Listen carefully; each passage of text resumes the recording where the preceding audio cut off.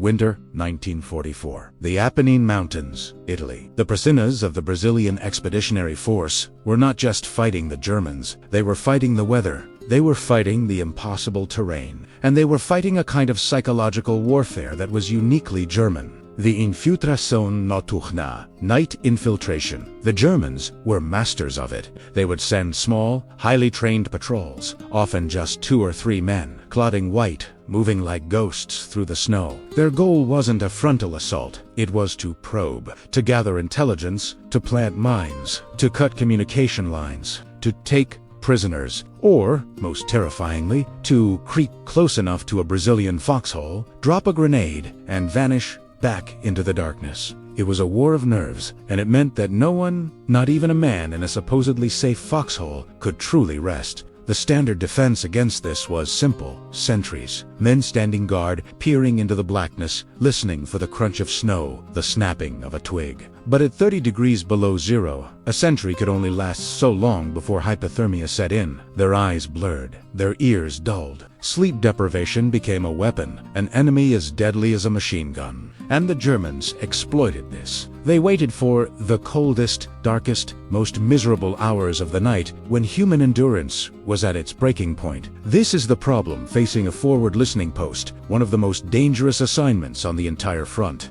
It's a 2-man post, pushed out 50 meters ahead of the main Brazilian line, directly overlooking a narrow, snow-filled gully that the Germans often used for their patrols. Their job: listen, and if they hear anything, sound the alarm. The alarm system itself was simple, almost primitive. A tripwire, a thin strand of piano wire, strung chest-high across the gully, connected to a flare gun. If a German tripped the wire, a flare would shoot into the sky, illuminating the enemy and alerting the main line. It was effective, but it had a flaw. A big one. The wire was visible. In the dead of night, if a German patrol was moving slowly and carefully, their lead man might spot the glint of the wire in the moonlight, or even feel it with his hands. And if they found it, they would simply cut it. The patrol would then bypass the wire, continue their infiltration, and the Brazilians would be none the wiser. Their alarm would be a dead trap. This is the problem that falls to a young Brazilian engineer, a sergeant we will call Machado. Sergeant Machado was not just a soldier.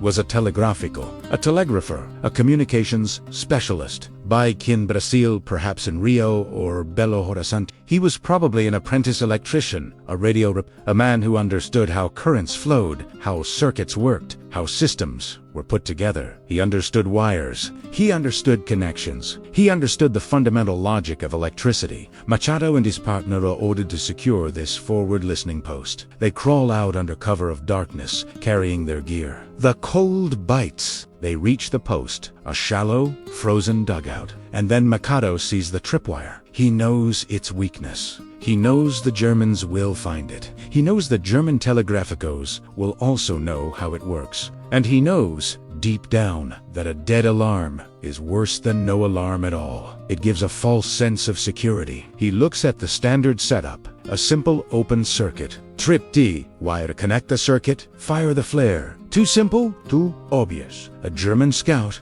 upon finding the wire, would trace it back to the flare gun, cut the wire, and probably disable the flare. The logical, expected response. But Machado was not a German engineer. He was a Brazilian engineer. And a Brazilian engineer, confronted with a simple, predictable system, instinctively looks for the Jutinho. How to bend the rules? How to turn the enemy's logic against them? How to make the obvious deceptive? He looked at the 2 ends of the tripwire where they connected to the flare gun. The Germans would expect the wire to be broken to activate the alarm. But what if the alarm activated if the wire was completed? What if the simple act of cutting the wire, a logical act of sabotage, was itself the trigger? This was his idea. A simple, elegant, terrifying hack. He decided to reverse the polarity. To reverse the logic, he would make the tripwire a closed circuit, a live circuit. The flare gun would be wired in such a way that as long as the tripwire was intact, the circuit was closed and nothing happened. But the moment the tripwire was cut, the moment the circuit was broken, that would complete a separate, hidden circuit, and the flare would fire. He called his partner, "Meus Fius." He whispered, "Bring me the German ones." The Germans were masters of battlefield improvisation. They had left behind miles of field telephone wire, high quality, insulated copper wire. It was tougher than the flimsy American piano wire. And, crucially, it was German. It was enemy wire. Mikado worked meticulously in the absolute darkness, his fingers numb, but his mind sharp. He disconnected the flare gun from the existing setup. He cut a 50-meter length of the captured German field telephone wire. He carefully stripped the insulation from the ends. He rewired the flare gun. Instead of the simple trip equals connect, he created a subtle cut equals disconnect equals fire mechanism. It was a small, elegant piece of electrical engineering. He strung the German wire across the gully, connecting it to a hidden switch that would activate the flare if the current running through the wire was interrupted. His partner, watching in the dark, whispered, "Mas se eles veem o fio, eles vão cortar. E então, nada. But, Sergeant, if they see the wire, they'll cut it. And then, ... nothing." Machado grinned, a glint in his eye. Even in the dark, "Exatamente," he whispered back, "Eles vão cortar. Mas eles não vão esperar isso exactly. They will cut it, but they won't expect this." He imagined a German scout, meticulous, professional, finding the wire, confidently pulling out his wire cutters, making the precise snip. And then, a blinding, screaming flare. The enemy's own logic, his own predictable sabotage, turned into his doom. The engineer's hack was complete. Now, they just had to wait. They didn't have to wait long. The cold deepened. The wind died down, leaving an absolute, ringing silence. This was the most dangerous time. Any sound of cough, the clink of metal, the crunch of snow carried for hundreds of meters. Mikado and his partner were wrapped in blankets, trying not to shiver, taking turns peering through a small periscope into the impenetrable darkness of the gully. Hours passed. Nothing. The silence stretched their nerves thin. The only sound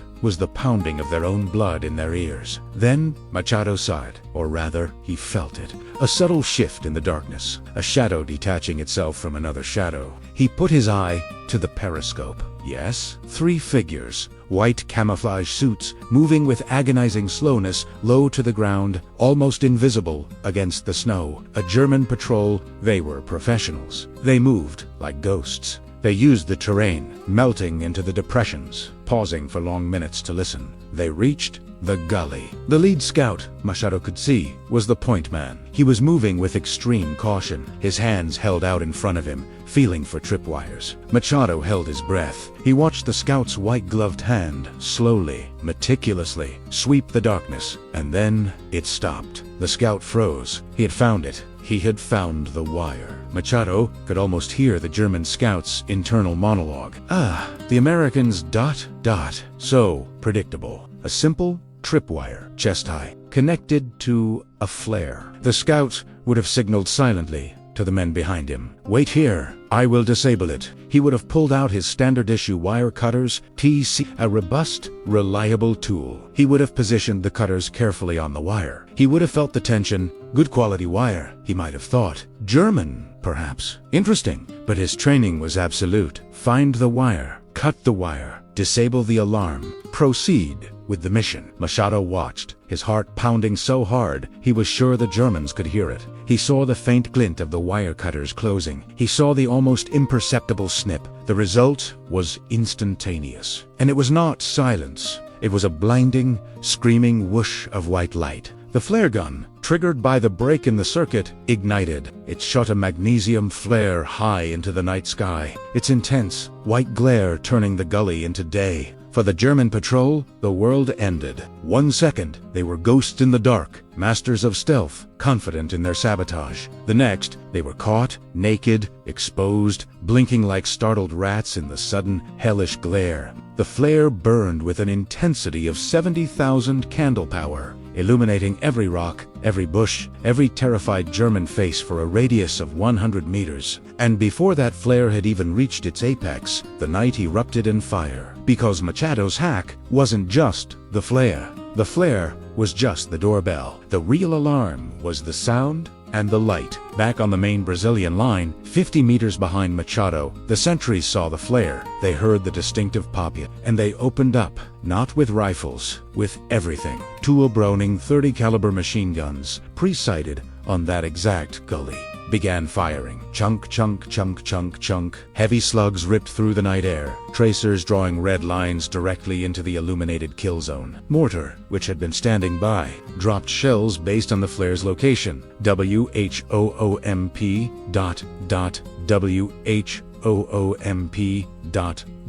hump. Grenades were thrown. Every rifleman on that section of the line poured fire into the gully. For the 3 Germans caught in the wire trap, there was no escape. There was no cover. They were trapped in a box of pure, concentrated violence. The patrol, which had been designed for stealth and infiltration, was simply annihilated in less than 15 seconds. The flare burned out, plunging the gully back into darkness. But the firing continued for another minute, stitching the silence, making absolutely sure that nothing was left moving. Then silence fell again. A different kind of silence. A heavy, smoking, final silence. In the listening post, Machado and his partner were breathing heavily, the adrenaline coursing through them. Machado allowed himself a grim, cold smile. The hack had worked. It had worked perfectly. He had used the enemy's own training, their own predictable actions, their own tool of sabotage against them. He had turned their strength, their meticulous professionalism into their fatal weakness. This was not just about killing 3 Germans.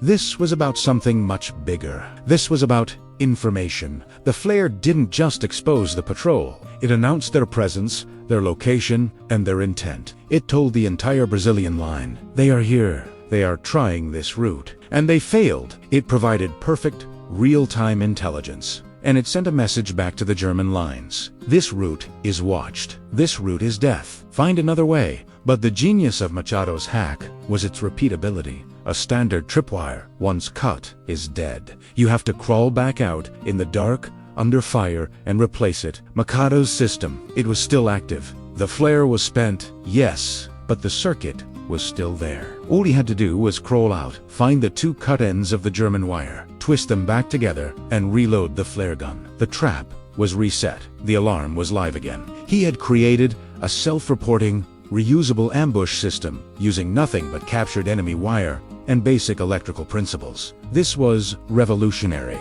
This was something the Allied manuals hadn't even conceived of. It wasn't just a trap, it was an intelligent trap. It didn't just kill, it informed, and it endured. This simple, elegant piece of Giardino, born from a telegrapher's understanding of circuits, had just turned a vulnerable listening post into the most lethal 100 meters on the entire Gothic line. The Germans, who relied on predictable Allied defenses, would be utterly baffled. Why did their patrols keep disappearing in this sector? Why did flares keep going up, followed by devastating machine gun fire? Even after their scouts reported cutting the tripwire, they wouldn't understand. They couldn't, because they were thinking like soldiers, and Machado was thinking like an electrician. The effect was immediate and profound. That gully, which had been a constant source of anxiety, a known infiltration route, simply went silent. German patrols stopped using it, because every time they tried, a flare went up and hell rained down. They didn't understand why the tripwire kept working even after being cut. To them, it must have seemed like witchcraft, or perhaps a new, terrifyingly advanced American technology. They couldn't know it was just one Brazilian sergeant with a roll of their own wire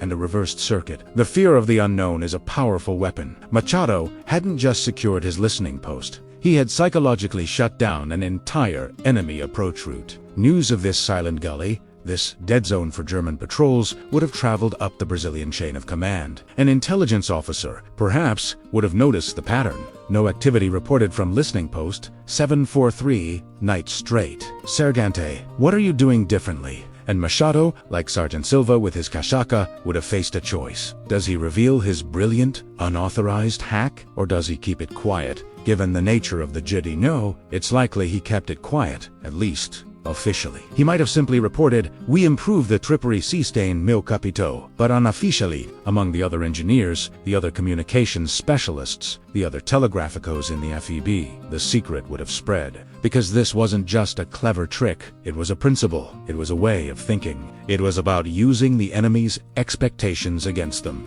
We can imagine Mikado, perhaps during a lull, sketching his circuit diagram on the back of a ration box for another sergeant. Olha aqui, he'd say, "You see, the current flows through the wire. When they cut it, ... his finger would trace the secondary circuit, ... boom-a-loos. The light." The other engineer's eyes would widen. It was so simple, so elegant, so devious, so ... Brazilian. And the hack would have mutated, it would have adapted, because the Gaetino is not static, it's organic. Another engineer might have thought, why just a flare? Why not connect the cut wire to detonators? Suddenly, the act of cutting the wire wouldn't just illuminate the enemy, it would vaporize them, or perhaps connect it to a klaxon, a loud horn hidden near the main line. A silent alarm for the listening post, but a terrifying siren for the headquarters. The possibilities were endless, limited only by the materials at hand, and the audacity of the engineer. This small act of reversed polarity highlights the critical, often overlooked role of combat engineers and signalmen in warfare. They weren't just digging trenches or laying phone lines. They were the nervous system of the army. They were the ones who understood the hidden infrastructure of the battlefield. And in the FEB, these men often came from backgrounds uniquely suited to improvisation. They were electricians who knew how to bypass a faulty switch. They were radio repairmen who could build a crystal set out of scrap. They were mechanics who could keep a truck running with wire and hope.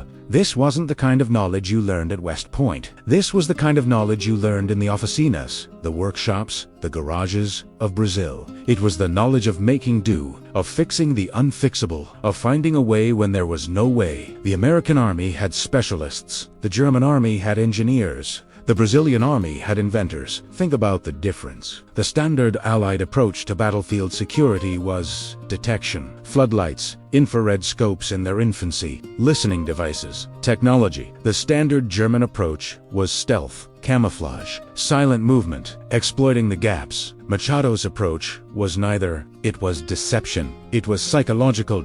He used the enemy's own actions, their own predictable sabotage, as the trigger. He weaponized their intelligence. This is a recurring theme in the history of Brazilian ingenuity, from the football field to the battlefield. It's the malandragem, the cunning, the ability to see the angles that others miss. It's why the FEB, despite being relatively small, poorly equipped compared to their allies, and fighting in an environment utterly alien to them, achieved successes that stunned both their allies and their enemies. They didn't just fight. They thought. They adapted.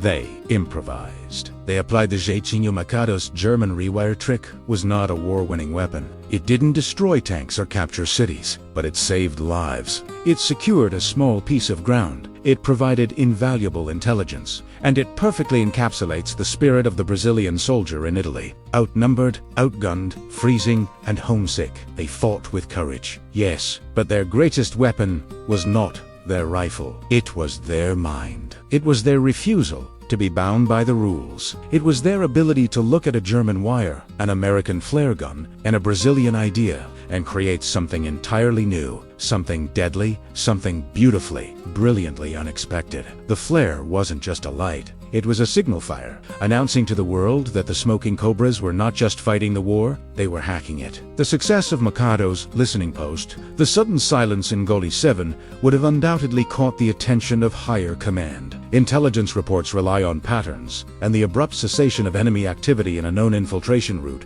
is a significant pattern change. An intelligence officer, perhaps a meticulous captain tasked with mapping enemy movements, would have noticed the anomaly. Patrols sent into the gully after the flare incidents would report finding German bodies, wire cutters still clutched in frozen hands. But the tripwire itself, mysteriously repaired or replaced, it wouldn't make sense according to standard doctrine. Cut wires stay cut until repaired. Sabotaged alarms stay silent. We can imagine the briefing. The captain presents his findings. Sir, listening post 7 has reported 0 contacts for 5 consecutive nights. Prior to that, they were averaging 2 to 3 probes per night, culminating in the ambush neutralized on the 15th. The wire appears functional, but Sergeant Machado's reports are vague. He simply states, system operational. No enemy contact. The commanding officer, perhaps a major weary from months of grinding attrition, would likely focus on the result, not the method. No contact. Good means the Germans are avoiding the area. Whatever Machado is doing, tell him to keep doing it. And so, the hack would likely remain officially undocumented, unacknowledged. It was too effective to stop, but too unorthodox to formally investigate or replicate. It existed in that gray zone where battlefield necessity overrides doctrinal purity. Machado himself would likely maintain the secret deliberately. Revealing the specifics might expose the trick. More importantly, it might invite scrutiny, questions, and the potential disapproval of American liaisons or be-the-book superiors. The Jutinho often thrives in the shadows, its success measured by results, not by adherence to procedure. But among the telegraphicos, the signalmen, the electricians within the FEB, the story would become a legend. Not a written legend, but an oral one, passed along during late-night wire splicing sessions or shared over a cup of cold coffee. It would become part of their professional folklore, a testament to Brazilian ingenuity. You hear about Machado up at Castelnau, rewired a flare gun with German wire ... backwards. Fritz cuts the wire. Boom. Ha ha ha. It wasn't just a story about cleverness. It was a story about identity. It was proof that their unique skills, honed in the civilian world, had value, even profound value, on the battlefield. This highlights the unique composition of the FEB's technical corps. Unlike the highly specialized and compartmentalized American Signal Corps, the Brazilian signalmen were often juxtaposed. An electrician might also be a radio operator. A telephone lineman might also know basic demolitions. This cross-training, born from necessity and limited resources, fostered a mindset of holistic problem-solving. Machado didn't just see a flare gun and a wire. He saw an electrical system. He understood the flow, the potential, the vulnerabilities. Compare this to the standard Allied approach. If a tripwire flare failed, the procedure was clear. Report it, requisition a new unit, wait for ordnance to deliver it, install it, according to the manual. The process was safe, standardized, and slow. Machado's approach bypassed the entire system. He didn't requisition, he scavenged, he didn't replace, he re-engineered. He didn't follow the manual. He rewrote it using the enemy's own materials. This adaptability was arguably the FEB's greatest strategic asset. They were consistently underestimated by both allies and enemies, precisely because they didn't always conform to expected military behavior. They were perceived as less disciplined, perhaps less professional, but this perceived weakness was their strength. It allowed them the mental flexibility to see solutions that were invisible to those bound by rigid doctrine. Machado's hack was elegant because it required almost no extra resources. He used the existing flare gun. He used captured enemy wire, turning the Germans' own logistical footprint against them. The only special component was his knowledge, his understanding of electrical circuits. It was a purely intellectual weapon, a victory won by brains, not brawn or budget. The psychological impact on the Germans, though never officially measured, must have been significant. Imagine the German patrol leader briefing his men before an infiltration. Avoid Gully 7. The Brazilians have something there. We don't know what. Tripwires that explode after you cut them. Stay clear. Fear of the unknown is a powerful deterrent. Machado hadn't just secured 100 meters of terrain. He had planted a seed of doubt, a hesitation, in the minds of his opponents. He had made them second-guess their own standard procedures. In the intricate game of night warfare, that hesitation could be fatal. The hack's lifespan was likely limited. As the Brazilians advanced, as the terrain changed, as new security measures were implemented, the specific conditions that made the Hermann Rewire trick so perfect would have vanished. But the principle behind it, the principle of reversing expectations, of weaponizing the enemy's own actions, would remind. It's a principle seen again and again in asymmetric warfare, in guerrilla tactics, in any situation where ingenuity must overcome brute force. Machado, the anonymous Telegram, had stumbled upon a fundamental truth of combat. The most effective trap is the one the enemy willingly springs upon himself. And then, as inevitably happens in war, the circumstances changed. The spring of 1945 arrived, bringing with it not just melting snow, but the final, shattering Allied offensive. The Gothic line, that seemingly impregnable fortress of mountains, was breached. The war, which had been a static, grinding siege fought in inches, suddenly became fluid, a chaotic race across the Po Valley. The Germans were no longer infiltrating, they were retreating. The front line wasn't a fixed trench, it was a moving, dissolving boundary. The specific, perfect conditions for Machado's German Rewire had a static front, known enemy infiltration routes, reliance on simple tripwire, alarms vanished overnight. In the open terrain of the Po Valley, security relied on mobile patrols, interlocking fields of fire from tanks and half-tracks, and constant vigilance. The elegant, deceptive tripwire circuit, a masterpiece of defensive ingenuity, was now obsolete, a solution for a problem that no longer existed. Just a few weeks later, on May 2, 1945, the German forces in Italy surrendered unconditionally. The war in Europe was over. The guns fell silent. The intricate, deadly dance of patrol and ambush, of wire and flare, ceased. Machado, along with the other surviving Brasinas, put down their tools, their rifles, their anxieties. They had survived. They waited for the ships that would take them across the vast Atlantic, back to a home they hadn't seen in years. The hack itself left no physical trace. Unlike the Jeep mortar, there was no bizarre hybrid vehicle to puzzle the ordnance corps. Unlike the Tropero's burlap sacks, there were no unusual pieces of equipment to be catalogued. The German rewired trick existed only as a configuration of wires, a slight modification to a standard flare gun. When Machado packed up his gear, he likely disconnected his custom circuit, restoring the flare gun to its original, predictable state. He might have kept the leftover roll of German wire as a souvenir, or simply left it behind. The evidence of his ingenuity was erased by the very act of disassembly. There was no formal recognition, no medal for creative circuitry under fire, no mention in any official report. How could there be? The act was undocumented, unauthorized, and ultimately invisible. It was a secret victory, shared perhaps only with his listening post partner, and maybe, just maybe, with a few fellow telegraphicos who understood the elegant beauty of what he had done. It became a ghost story, a whisper in the Signal Corps barracks. Remember Machado, the guy who made the Germans blow themselves up by cutting the wire? And what of Sergeant Machado himself? The anonymous electrician who had turned basic physics into a weapon, assailed Ohm. He returned to Rio, or Belo Horizonte, or perhaps a smaller city where the telegraph lines still hummed. He received his discharge papers, his final pay, a handshake. He took off the uniform, the smell of cordite and damp wool, replaced by the familiar scent of ozone and hot solder. A was no longer Sargento. He was just Machado again. He didn't write technical papers for military journals. He didn't patent his reversed polarity trigger mechanism.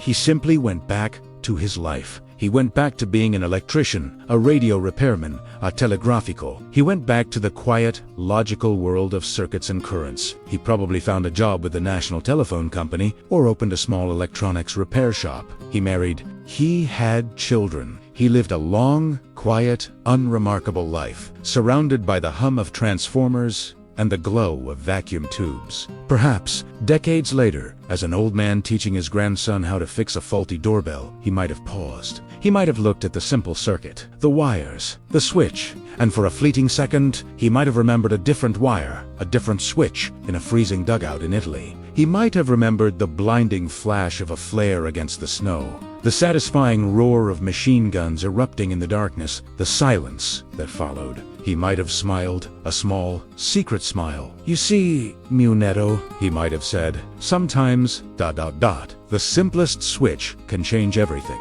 especially if you wire it backwards." His grandson wouldn't have understood. How could he? How could anyone understand that this quiet old man, with his meticulous hands and his love for neat wiring diagrams, had once used that same logic to hunt men in the dark? How could they know that his understanding of a closed circuit had saved lives, had secured a piece of the front line, had driven enemy patrols mad with frustration? Machado's name is not on any monument. His hack is not in any manual. It was a perfect, ephemeral piece of jitnio, born from technical skill and battlefield necessity. It existed for a few crucial months, served its purpose brilliantly, and then vanished without a trace, surviving only as an unverified anecdote, a ghost in the wires, but it stands as a testament to the hidden intelligence within the ranks, the power of individual ingenuity to overcome doctrinal limitations. It proved that sometimes the most effective weapon isn't the one that makes the loudest noise, but the one that works in silence, flipping the enemy's own actions against them, triggered not by pressure, but by the simple, predictable snip of a wire cutter in the dark.